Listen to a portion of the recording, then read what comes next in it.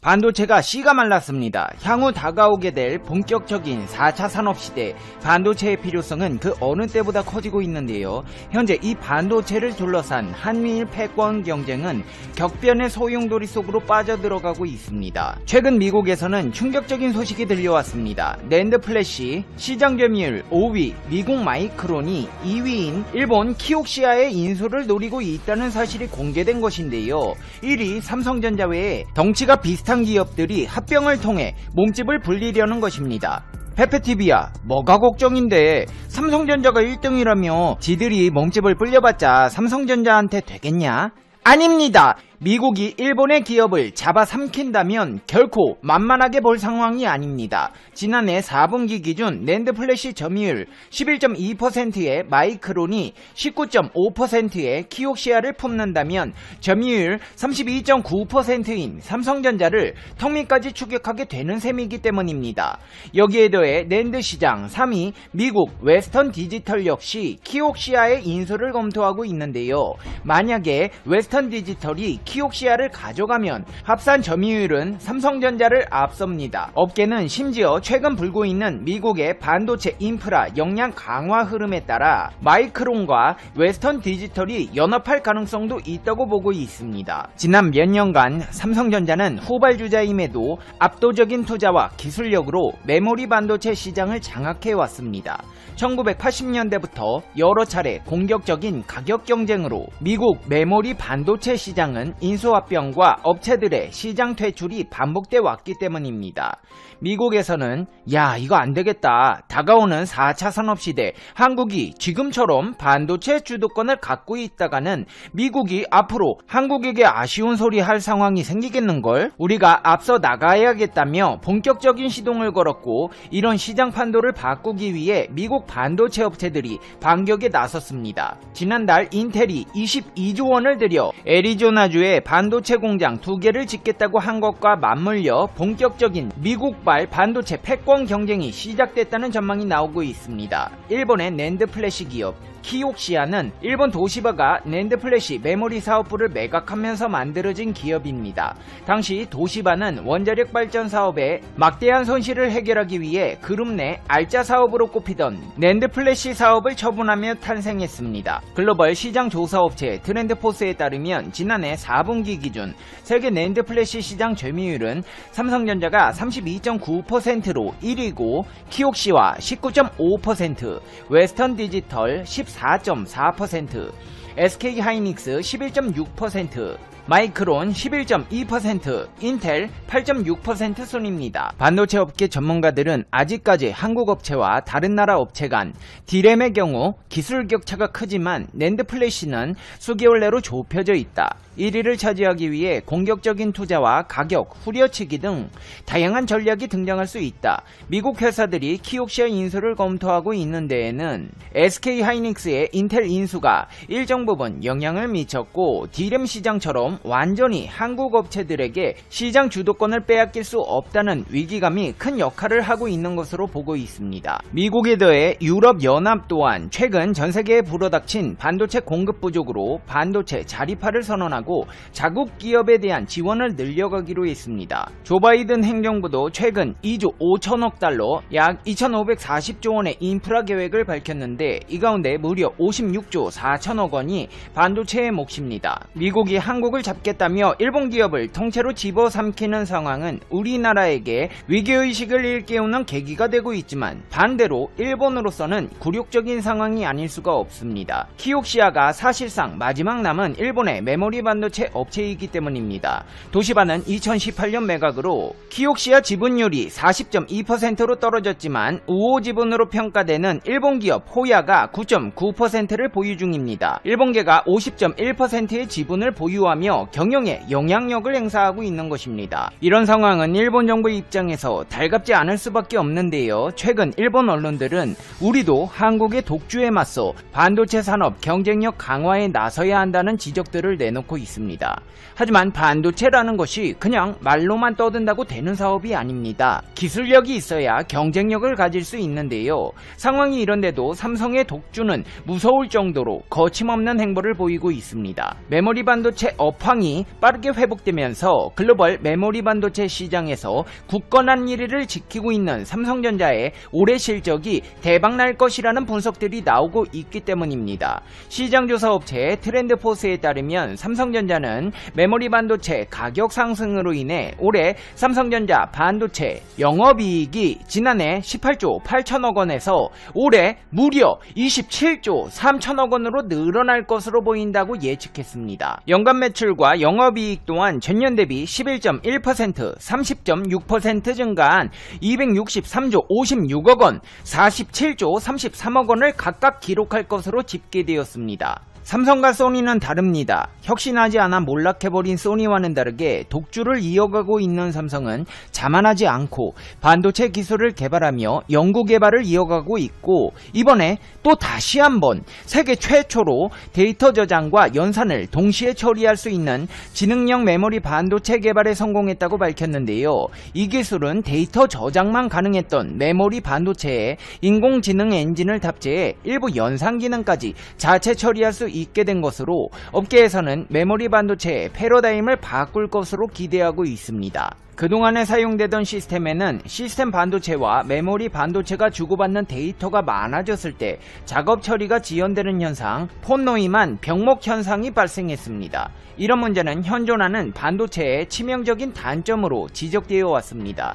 앞으로 인공지능 기술과 대용량 데이터 센터 등의 활용이 확대되면서 처리해야 할 데이터 양이 기하급수적으로 늘어날 것이기 때문입니다. 삼성전자는 메모리 반도체에 인공지능 프로세스를 장착해 메모리 반도체가 일부 연산을 처리할 수 있게 만들었고, 시스템 반도체와 주고받아야 하는 데이터의 양도 줄여버렸습니다. 이로 인해 메모리, 시스템 반도체 간 데이터 이동량이 줄어들면서 데이터 병목 현상도 해결될 것으로 기대되고 있습니다. 이뿐만이 아닙니다. 삼성전자는 최근 반도체 분야 세계 최고 권위의 학회로 꼽히는 ISS CC의 논문을 통해 HBM, PIM 기술을 공개했는데요. 이는 메모리 내부의 연산 작업에 필요한 프로세스 기능을 더한 차세대 신개념 융합 기술입니다. 이전보다 성능이 2배 이상 높아지며 시스템이 소비하는 에너지는 70% 이상 감소합니다. 이렇게 뛰어난 기술로 초격차를 만들어내고 있는 삼성전자는 돌연 백악관의 초청을 받아 세간의 이목을 집중시키고 있습니다.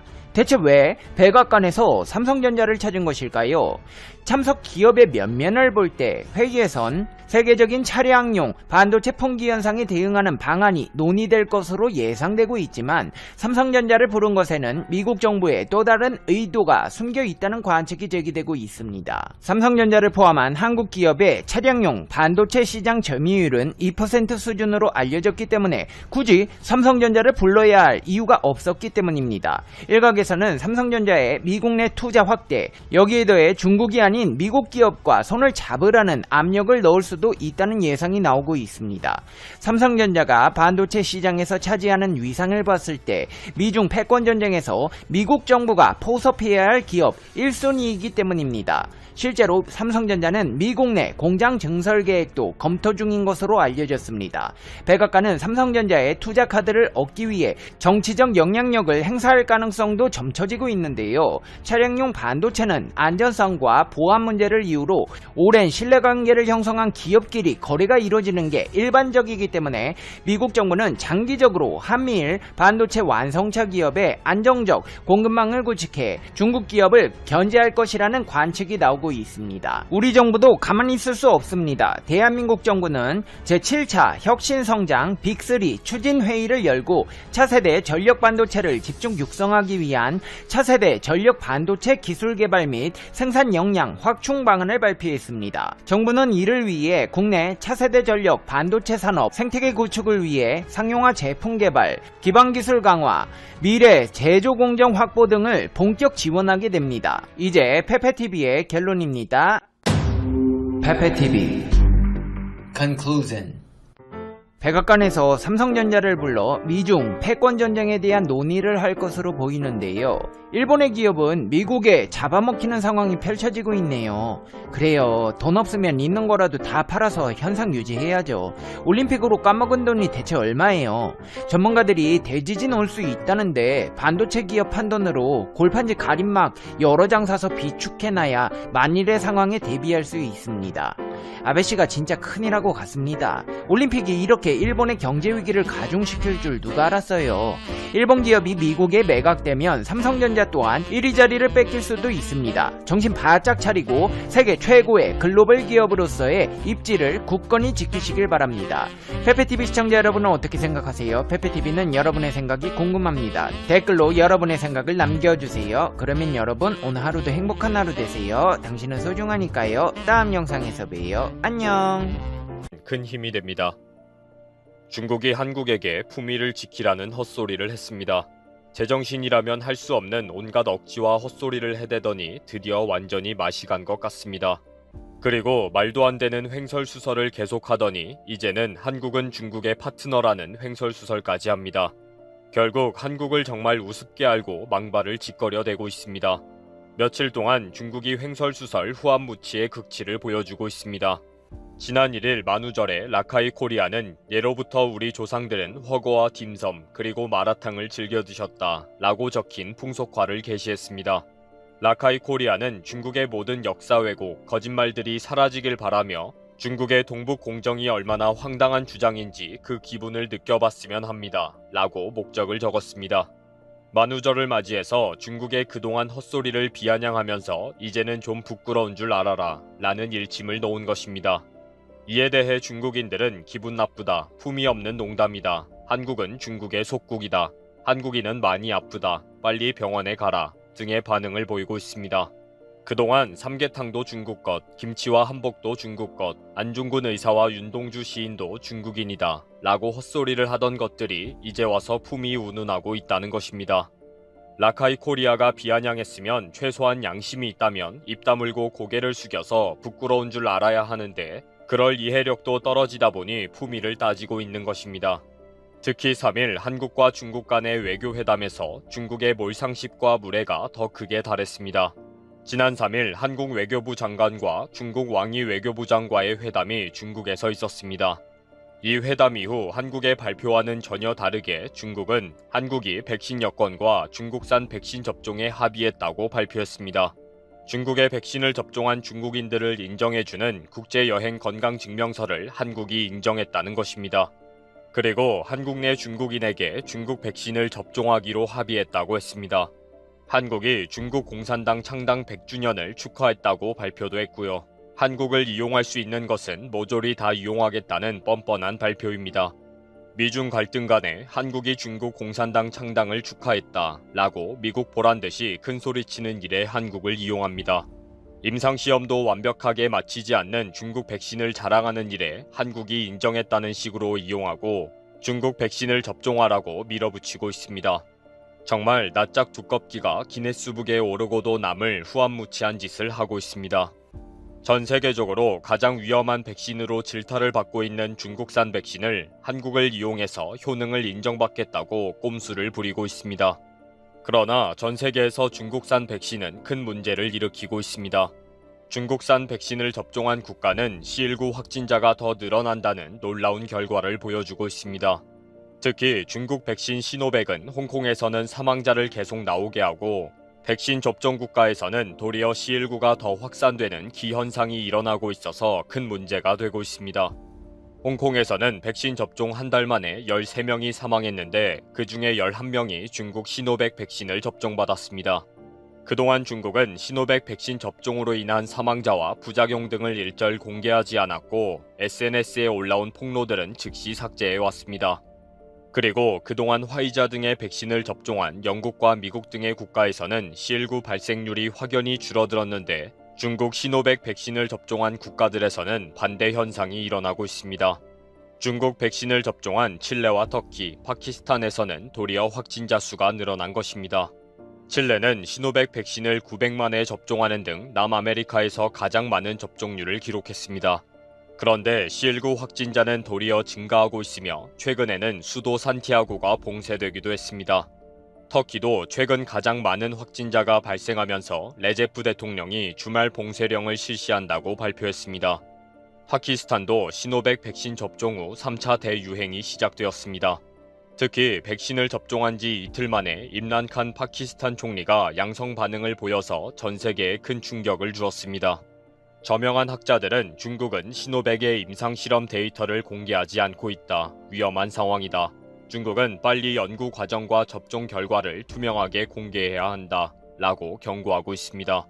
중국 내에서는 많은 학자들이 백신의 안전과 품질과 효과에 큰 의문과 우려가 있다고 경고하고 있습니다.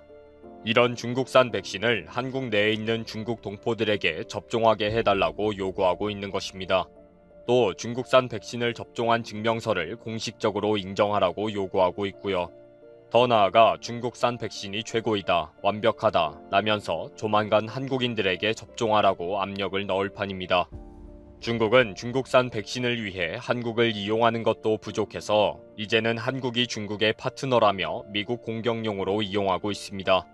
한국의 악한 짓을 골고루 빠지지 않고 했으면 어느 정도 눈치라도 봐야 하는데 후안무치하다 보니 양심에 단단히 털이 난 것입니다.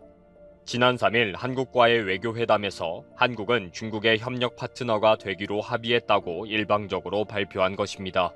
중국은 한국은 중국의 반도체 파트너라고 큰 소리로 공개 발표하면서 한국의 반도체가 미국의 국가 안보에 직결된다는 미국의 발표에 맞대응했습니다.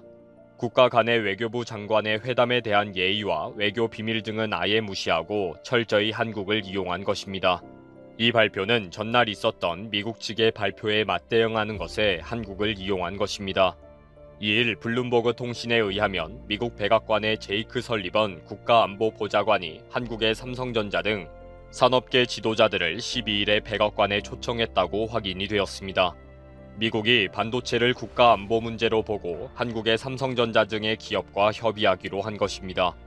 이 설리번 보좌관의 발표가 있은 지 하루 만에 중국은 한국은 중국의 반도체 파트너라고 공개적으로 발표하면서 미국을 한 방 먹였습니다.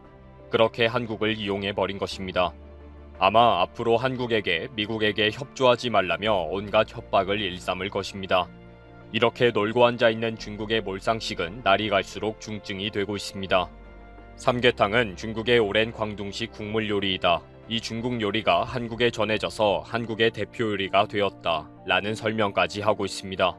또 김치와 한복까지 만물 중국 유래설 횡설수설로 우기고 있습니다. 급기야 윤동주 시인과 안중근 의사까지 중국의 소수민족인 조선족 중국인이라고 주장하기까지 합니다. 얼마나 제정신이 아니면 저 정도까지 라고 놀랄 정도로 상상 초월 헛소리를 하고 있는 것입니다. 아마 이런 말도 안 되는 행태는 평소 도둑질 정도는 우습게 알고 습관적으로 해대는 모습에서 나온 것입니다. 중국은 지금도 한국의 해역에 들어와서 불법 조업을 하기 바쁩니다. 물론 중국 정부가 방관하고 있고 도리어 강경 대처에 항의하기까지 합니다. 도둑놈들 집단이 하는 짓하고 동일한 짓을 지금도 하고 있습니다. 한국을 우습게 하니까 도둑질까지 부끄러운 줄 모르고 뻔뻔하게 저지르고 있는 것입니다. 그리고 중국은 지금 남중국해에 있는 암초에 콘크리트를 부어 인공 구조물을 만들고 있습니다. 멀쩡한 다른 나라의 영해와 공해상에 인공 구조물을 만들어서 이제 중국 땅이라고 외치는 것입니다. 정말 도둑놈 심보를 백주대낮에 버젓이 실천하고 있는 몰상식한 짓입니다. 이제는 안면 몰수하고 헛소리하는 것은 중국 정부나 윗거식이나 아랫거식이나